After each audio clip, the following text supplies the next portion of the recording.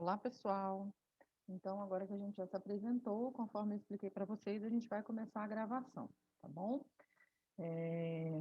Para quem está vendo a aula gravada, né? Para quem não conseguiu assistir ao vivo, a gente está fazendo então o workshop dos 6 maiores erros dos restaurantes e como resolver. Meu nome é Luciana Félix, eu sou chefe de cozinha, diretora da Casa Rara. Casa Rara é uma empresa de assessoria e treinamento que existe no mercado com essa configuração que ela tem agora já há 10 anos. Eu tenho mais de 20 anos de experiência nessa área de gastronomia e trabalho com consultoria há mais de 17 anos. Então, a gente vai falar agora sobre o que eu tenho observado dos erros, né, dos restaurantes. Muitas vezes a empresa navega sem um rumo definido. O que significa isso, Luciana? Gente, quando entra no restaurante para conversar com o empreendedor, para fazer a entrevista, né? Quando a gente vai começar uma consultoria, para entender em que pé está aquele estabelecimento, tudo, a gente muitas vezes percebe que o estabelecimento tem uma proposta de valor. O que é essa proposta de valor? Em que esse estabelecimento ajuda a vida do cliente, em que esse estabelecimento ajuda a vida da comunidade, por que esse estabelecimento foi criado, tudo isso compõe a proposta de valor de um estabelecimento, sabe? Então, a gente sempre tem que ter na cabeça da gente, assim, qual é o problema do cliente que esse restaurante resolve? Ou em que esse restaurante torna a vida do cliente melhor? E a gente tem que escrever isso, sabe? É muito legal fazer isso em conjunto com os proprietários e os colaboradores. Qual é o problema do funcionário que o restaurante resolve? Em que trabalhar nesse restaurante torna a minha vida melhor? Isso também tem que estar claro para a equipe, porque muitas vezes a gente tem uma equipe desmotivada, uma equipe que não está satisfeita, porque isso aqui não está acontecendo direito. Qual é o problema, né? Qual é o problema do meu funcionário? Por que meu funcionário vem trabalhar comigo? E qual é o problema do meu funcionário que eu resolvo? Ou em que trabalhar na minha empresa deixa a vida do meu funcionário melhor? Também, muitas vezes, os estabelecimentos não têm essa proposta de valor definida e aí o marketing do Instagram não dá certo. A gente vai chegar lá na frente nesse ponto do marketing, mas é o seguinte, por exemplo, o que pode ser uma proposta de valor? Eu quero que o meu estabelecimento seja a melhor comida mineira do estado da Bahia. E eu quero que... qual é o problema do meu cliente que eu resolvo? Eu resolvo a vontade do meu cliente de comer uma comida mineira na Bahia. E eu torno a vida do meu cliente melhor porque ele vai comer a melhor comida mineira de todo o estado no meu estabelecimento. Ok. Então, qual é o problema do meu funcionário? Ah, meu funcionário precisa de renda, né, para sobreviver e tal, ele precisa comprar as coisas dele, ele tem os sonhos dele.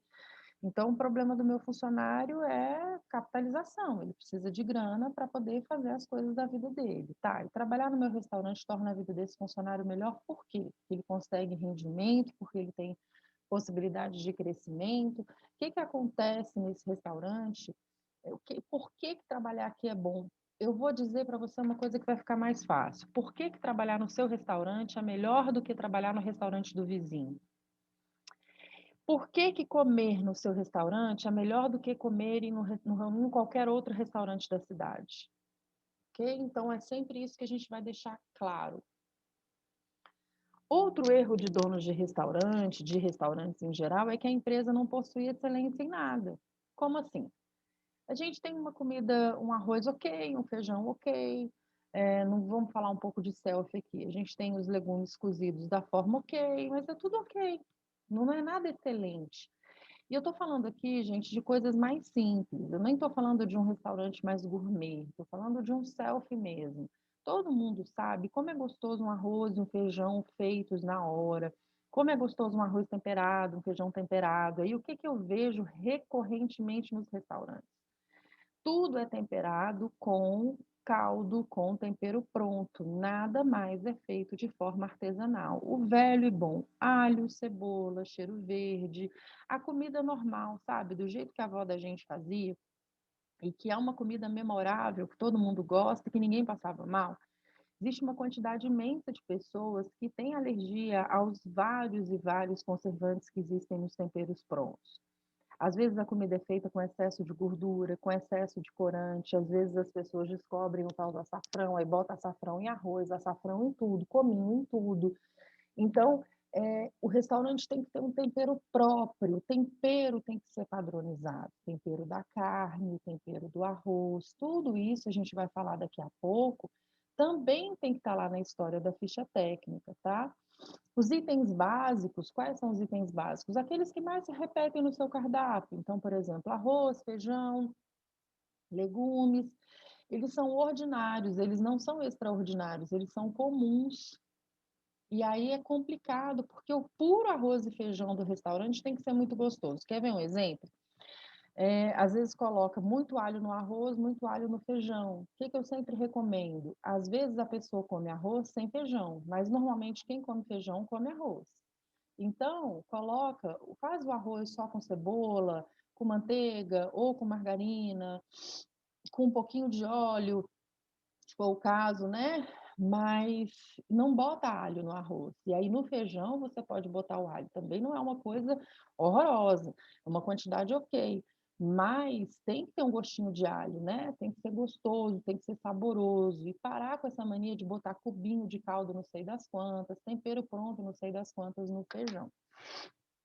Os itens básicos em muitos restaurantes, eles são feitos em grande quantidade, são reaquecidos. Então faz aquela montoeira de arroz, faz aquela montoeira de feijão, e aí você não sai hoje, amanhã de manhã, no primeiro cliente que vier vai comer a comida requentada. Então, assim, a gente pode fazer, demora pouco tempo para fazer um arroz. Demora pouco tempo para fazer um feijão. O feijão ainda demora mais, porque lá se vão uns 30 minutos, mais ou menos, para o feijão ficar pronto. Então, o que eu falo, por exemplo, em self? Até faça ele, né? Às vezes a gente tem que fazer que não sabe qual é o movimento, faça ele de véspera, mas tempere só na hora, para não ficar aquele feijão com uma coloração horrorosa, todo amassado, entendeu? Já cozinha com sal, porque o sal vai fazer com que a casca não se solte tanto. Então, faz um tempero padronizado. Por exemplo, para cada quilo de feijão eu uso 20 gramas de sal. E sempre assim. Ou, eu uso também bacon, então não vou usar 20 gramas de sal. Mas sempre padronize a sua preparação. A gente está ainda em 2021, né? A gente está no mês 7, então a gente tem uma história importante de pandemia. E a gente não sabe quando isso vai ceder. Então, hoje em dia, é uma grande vontade dos clientes consumir, as pessoas se sentem mais à vontade consumindo em espaços abertos. Tem muitos restaurantes que têm como abrir janelas, então o espaço abafado e a higiene duvidosa são erros de restaurantes hoje em dia. O que eu indico? Existe uma busca dos clientes por ambiente com ventilação natural, por ambientes limpos. Então, se possível, aumente a ventilação natural do seu estabelecimento e coloque sempre em evidência a sua limpeza. Não adianta você dizer que é limpo, dizer que tem um controle de qualidade, o rodapé ter sujeira, em cima do extintor ter poeira, a parede, o interruptor está todo sujo. A limpeza, gente, a limpeza bruta, a limpeza do chãozão do salão ali, ele vai estar limpo mesmo. A galera mete ali a mangueira, dá uma lavada e tal. Mas beleza, e como é que está embaixo das mesas? E como é que está o rodapé? Como é que estão as quinas? Está precisando lavar a parede da loja? Eu sempre indico no salão, onde muitas vezes a gente só pinta, né? Pintar com tinta lavável, para que a gente consiga lavar de vez em quando a parede. Fica suja, uma área de grande circulação de pessoas. Então, dá uma olhada como está isso. E, assim, os arredores da loja também comunicam muito como a sua loja está. E os arredores da loja não são necessariamente uma responsabilidade do governo, é uma responsabilidade também nossa, né? Então, a gente precisa cuidar dos arredores da nossa loja para que não fiquem pragas, para que seja limpo, o cliente perceba. Eu vejo muitos estabelecimentos que, imagine você, não lavam a calçada. Como você não lava a calçada da sua loja? E às vezes no final de semana bota a carne para assar e aí pinga aquela gordura da carne. E quando você chega lá para fazer a auditoria na terça-feira, ainda tem aquela gordura de carne. É uma coisa assim horrorosa.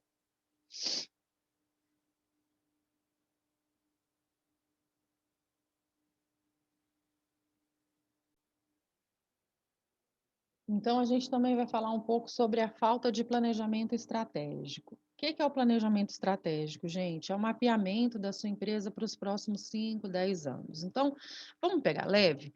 Vamos pensar que a gente vai fazer o planejamento estratégico da empresa para os próximos 5 anos? Como é que eu quero que essa empresa esteja nos próximos 5 anos?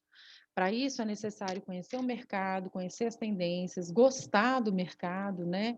Tem muita gente que quase tem raiva do mercado, quase tem raiva de cliente e se apaixonar pelo problema e nunca pela solução. Por quê?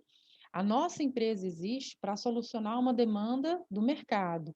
A demanda do mercado pode mudar. Então, se a gente ficar sempre tentando entregar a mesma solução, tá, mudou o problema. Quem vai comprar aquilo de você? Ninguém. Então, é importante que você tenha paixão pelo problema e fique antenado se esse problema mudou, se o mercado mudou, se a necessidade dos seus clientes mudou, se a necessidade do seu cliente interno, que é o seu funcionário, também mudou. Tá? Então, é muito importante fazer aí o planejamento estratégico. Entra no planejamento estratégico, sem dúvida nenhuma, a questão do fortalecimento do delivery, as novas tendências de delivery. E aí a gente tem que ter constância nas ações de marketing. O que é isso, Luciana? Tem entendimento de como funcionam as plataformas. Eu vejo muitos empreendedores que não têm a menor noção de como funciona Instagram, Facebook, LinkedIn, o próprio Google. Então, assim, Luciana, mas isso não é do meu tempo. Então, você vai ter que se virar e vai ter que aprender a mexer nisso. Então, tem que saber como funcionam as plataformas, primeiro como usuário mesmo. Depois, como pessoa que vai ajudar a empresa de marketing, né? Se você for contratar uma pessoa para fazer isso, a minha indicação é sempre checar os clientes do contratado. Quais são os outros restaurantes que essa pessoa ajuda em marketing, ir lá, conversar com o dono do restaurante, ver há quanto tempo essa pessoa está ajudando, se o dono de restaurante está satisfeito e fazer o contrato corretamente. Por quê? Porque nesse mercado, gente, infelizmente, tem muita gente que não trabalha de forma correta. Então, assim, é uma minoria que não trabalha de forma correta? É, mas existe. Aí os que trabalham corretamente ficam prejudicados pelos que trabalham de forma incorreta. Por exemplo, tem gente que trabalha de forma incorreta, que a pessoa vira dono da mídia social do restaurante e do home office do restaurante. A pessoa registra esse domínio em nome dela. Aí, se você não tiver mais com fulano contratado para fazer seu Instagram, você não sabe a senha do seu Instagram, não sabe nada. Então, assim, é muito importante que isso seja feito com uma pessoa certa, tá? E também é muito importante você saber como está a sua empresa no Google. Existe um aplicativo chamado Google Meu Negócio. E aí você baixa aí no seu celular como um aplicativozinho mesmo.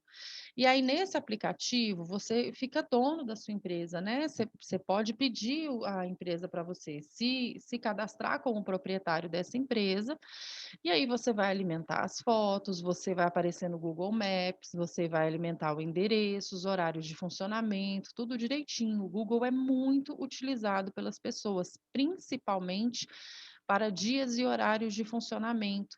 Então, dá uma verificada aí, dá uma olhada no Google Meu Negócio, mesmo se você já, né, se você já tiver feito, dá uma olhada como estão seus horários, está tudo certinho.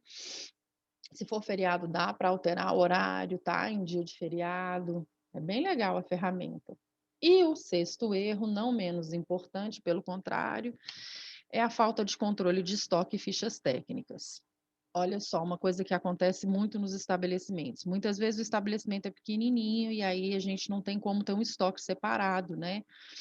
E aí, gente, a gente tem todo o estoque da loja misturado com material de uso do dia. No mundo perfeito, o que acontece? Eu tenho o estoque da loja trancado, lá dentro eu tenho o estoquista que libera a mercadoria mediante requisição e com horário definido. Então, esse é o mundo perfeito. Aí lá na cozinha eu tenho freezer, eu tenho geladeira, eu tenho balcão refrigerado. E o que está nesses equipamentos? Aquilo que vai ser usado no dia. Na cozinha não fica matéria-prima em estoque, o estoque fica todo trancado. Mas eu sei que isso é difícil pra caramba. Muitas vezes a gente não tem espaço nos estabelecimentos para isso. O que a gente faz então, Luciana? A gente faz a contagem de estoque com uma periodicidade maior. Se com estoquista você pode contar o seu estoque aí a cada semana, se o estoque é na própria cozinha, você vai ter que contar Dia sim, dia não, todo dia, porque esse estoque é aberto, né, muita gente mete a mão nesse estoque, acaba tendo desperdício de mercadoria. Eu gosto sempre de recomendar, por exemplo, com relação às carnes, a embalagem individual, que é o que fica mais caro nos restaurantes, é a questão da proteína, e ultimamente está muito caro, os donos de restaurante estão sofrendo muito com isso, porque não estão conseguindo passar o reajuste para o cliente, a carne subiu muito de preço, né, nessa pandemia, então é muito importante colocar a proteína um a um, tá? O máximo possível, coloque na refrigeração já porcionado para o uso, por exemplo, batata frita. Você já sabe que no prato individual vão 120 gramas de batata frita e na porção vão 450 gramas, por exemplo. Quando chegar aquele pacotão de batata, você já porciona as porções individuais e as porções maiores e já deixa tudo etiquetadinho no freezer. Porque na hora que for abrir, é só abrir aquele tanto de batata frita, colocar lá dentro e pronto, acabou, tá? Ajuda bastante. Isso também pode ser feito com molho, muitas vezes isso pode ser feito com massa. A gente cozinha a massa, coloca no saquinho, na porção mini ou na porção grande, e aí sempre com data, né? Pega com o pessoal do seu controle de qualidade as datas de validade e segue as datas direitinho. Com os molhos, isso também pode ser feito. Molho madeira, molho shoyu, molho de tomate para massa, por aí vai. Então, gente, olha só, recapitulando, é muito importante que você defina a sua proposta de valor para clientes e colaboradores, em que a sua empresa melhora a vida das pessoas ou qual é o problema dessas pessoas que a sua empresa ajuda a resolver. E aí você vai ter sua identidade, né? Ah, eu já sei que eu sou o melhor restaurante de comida mexicana do Distrito Federal. Tá. Em que a minha empresa vai ser memorável e excelente? Eu não estou falando aqui de um produto inédito, eu estou falando de produtos maravilhosos e excelentes. Esse taco eu só como nesse restaurante. O melhor guacamole é do restaurante tal. Tá? Guacamole todo mundo faz, mas o melhor guacamole, quem faz? Tem que ser o seu restaurante. Deixa seu ambiente ventilado e evidencia seu cuidado com a limpeza. Sempre. Deixa isso claro. De preferência, coloca vidro na cozinha. Deixa claro para o seu cliente que o seu estabelecimento é limpo. Ok? Defina como sua empresa estará daqui 5 anos e trace as estratégias. Defina as ações de marketing, seja constante. Não adianta nada a gente fazer um marketing muito legal durante 30 dias, gente. Constância é muito importante. Melhor fazer duas postagens, mas sempre fazer duas postagens de qualidade do que fazer muita postagem e depois não conseguir manter. Faça o controle de estoque e use as suas fichas técnicas. Com essas soluções, você já está livre do que a maioria dos estabelecimentos erram. Eu vou mostrar para vocês agora os selos de qualidade que a Casa Rara tem. A gente tem esse selo, que é para os estabelecimentos que são destaque em sustentabilidade. Esse selo para os estabelecimentos que são destaque social, que são os estabelecimentos que pegam pessoas vindas de projetos sociais para empregar, né? Esse aqui que é para as empresas que são destaque em atendimento. A gente também tem esse aqui, com o verdinho, que é para a empresa que segue as normas de prevenção à Covid, e esse aqui maior, que é o que a empresa investe em controle de qualidade, que aí a gente coloca de acordo com o estado, né? Bom, nosso Instagram é esse, vou te pedir para você seguir a gente lá e colocar, se for possível, colocar lá no postzinho da aula o que você achou da aula, esse é o meu telefone. Se tiver qualquer dúvida, pode falar diretamente comigo. Se quiser receber esse material da aula também via Instagram, via WhatsApp, desculpa, é só me mandar um WhatsApp aqui que eu envio para você, tá bom? Muito obrigada, até a próxima aula. Tchau, tchau.